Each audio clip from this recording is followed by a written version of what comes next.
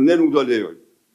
Ndaj dhe ne, portën e Durrësit do ta trajtojmë në agjendën tonë si çështje kombëtare të dorës parë.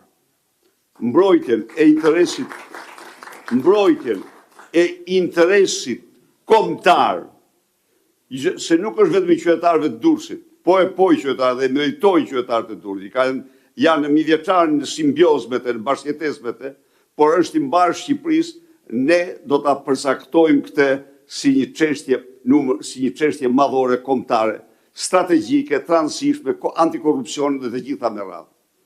Do jetë në agjendën tonë kryesore. Nuk te i kalon të gjitha të tjera. Te i kalon në rrafshin monetar, te i kalon për masat e vjedhjes, te i kalon në interesin strategjik dhe kombëtar të vendit. Nuk mund ta lëm këtë njeri të veprojë në këtë mënyrë. Ndaj dhe dega e Partisë Durrësit do bashkëndojë me kryesinë e Partisë Demokratike në Tiranë një seri masash, qëndrimesh, protestash, revoltash. Nuk këndalet, duhet të jemi të qartë. Nuk ka forcë që ta ndalë të në vjedhje, përveç qytetarëve.